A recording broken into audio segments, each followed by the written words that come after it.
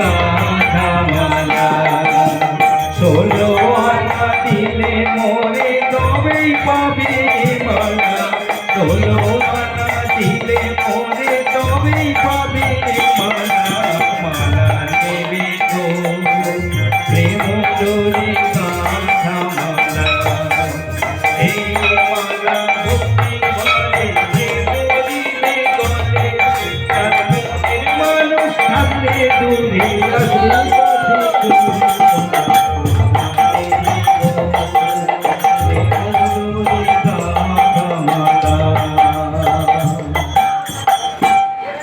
গোবিন্দের এই মালিনীর ছদ্মবেশ দেখে ললিতা সুখী ভাবছেন মালিনী রূপে কৃষ্ণের বেশ সাজা হয়েছে, অর্থাৎ কৃষ্ণের সাজটি বেশ সুন্দর হয়েছে আর কৃষ্ণের সাজাও হয়েছে অর্থাৎ শাস্ত্রীয় হয়েছে, কারণ তাকে গায়ে বিরহ জ্বালার শাস্তি ভোগ করতে হচ্ছে। মালিনী রূপধারী কৃষ্ণকে ললিতা সুখী ডাকতে শুরু করলেন, ও মালিনী, মালিনী, আমাদের এই রাধাকুঞ্জে একবার এসো তো। আজ আমাদের রাধারানীর মন ভালো নেই। তোমার মালা পরে যদি রাধারানীর মন ভরে, তাই একবার এসো তো। আমাকে ডাকছো? হ্যাঁ হ্যাঁ, তোমাকেই ডাকছি। তুমি ছাড়া এখানে আর কে আছে? তোমাকেই ডাকছি। মালিনী কাছে আসতেই ললিতা সখী তাকে জিজ্ঞেস করলেন, আচ্ছা মালিনী, তোমার নাম কি? আমার নাম কালী মালিনী। আমি খুব কালো বলে আমার মা নাম রেখেছিল কালী।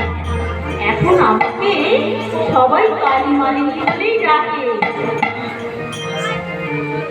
আচ্ছা কালী মালিনী, তোমাকে তো এই বৃন্দাবনে আগে কখনো দেখিনি, দেখে মনে হয় যেন তোমাকে চিনি চিনি।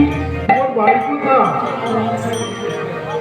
আমি যে ভিনদেশি এক মালিনী আমি যে ভিনদেশি এক মালিনী ভক্তি ভরে নাম ডাকিলে ভক্তি ভরে নাম ডাকিলে কার কাছে তো আসিনি আমি যে ভিনদেশি এক মালিনী 16 আনা দেয় মোরে আমি মালা দিলে পারি 16 আনা দেয় মোরে আমি মালা দিলে পারি আমি থাকি সারণ করি আমি থাকি সারণ করি গাড়িতে হই সঙ্গী আমি যে আমি যে আমি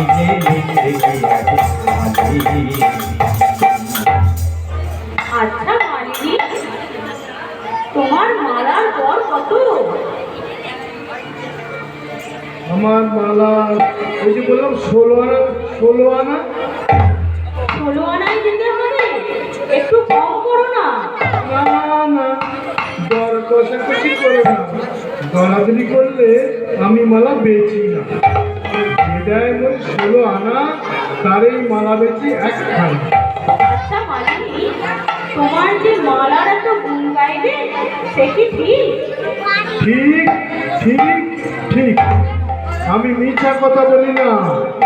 শোনো মালিনী, আমাদের রাধারানী কৃষ্ণ মুরারির উপর মান করেছিল। তোমার এই মালা পরলে কি কৃষ্ণ মুরারি ফিরে আসবে? নিশ্চয়ই ফিরবে, 100 বার ফিরবে, কিন্তু আমার কটি শর্ত আছে। বলো কি কি শর্ত? তোমাদের রাধারানীকে আমার সাথে সই পাতাতে হবে।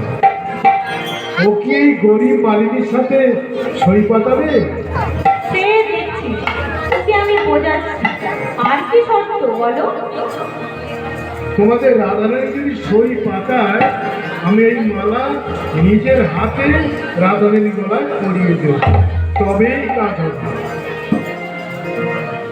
মালিনী ও মালিনী মালিনী ও মালিনী ভাব তোমার সইয়া ভাব তোমার সই ইচ্ছে করে তোমার কাছে ইচ্ছে করে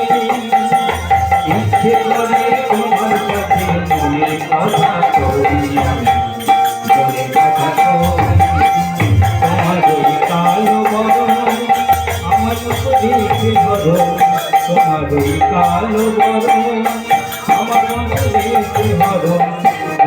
হয় জনম জনম, মনে হয় জনম জনম তোমার সাথী হই, তোমার সাথী হই। মালিনী ও মালিনী, মালিনী ও মালিনী, হব তোমার সই আমি, হব তোমার সই আমি, হব তোমার সই আমি, হব তোমার সই। মালিনীর বেশধারী স্বয়ং কৃষ্ণ মুরারি শ্রীমতী রাধারানীর মন হরণ করলেন। রাধারানীও একটু একটু করে মালিনীর বশীভূত হলেন, অর্থাৎ সই পাতাতে ইচ্ছুক হলেন। এবার আমি রাধারানীকে আমার কৃষ্ণহরির গাথা মালা পড়াই। হ্যাঁ হ্যাঁ, তুমি যখন কৃপা করেছ তবে মালা পরাতে বাধা কি?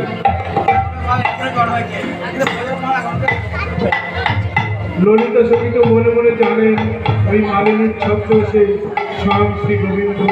তখন ললিতা কি রাধারানীর কানে কানে বললেন, রাই, ওই মালিনীর বেশধারী মহিলাটি কে জানিস? ও তোর পানের কানা। তোর মানভঞ্জনের জন্যই আমার এই কৌশল। তুই সত্যিকারের প্রিয় সখী, তোর বুদ্ধির তুলনা নেই। রাধাকুঞ্জ তখন খুশির বান এলো, সকল সখীরা তাদের গোবিন্দকে ফিরে পেয়ে খুশিতে খুশির বান এলো আজি বৃন্দাবনে, খুশির বান এলো আজি বৃন্দাবনে, কোকিল কোকিলাজি মাঝে পূজনে, কোকিল কোকিলাজি মাঝে পূজনে, ভুলে যায় ছদ্মবেশ ললিতা সখী, ভুলে যায় ছদ্মবেশ ললিতা সখী, কাজে শেষে মতি রাতে মরিল আসি, খুশির বান এলো আজি বৃন্দাবনে, খুশির বান এলো আজি বৃন্দাবনে, খুশির বান এলো আজি বৃন্দাবনে। রাধা কৃষ্ণ যুগল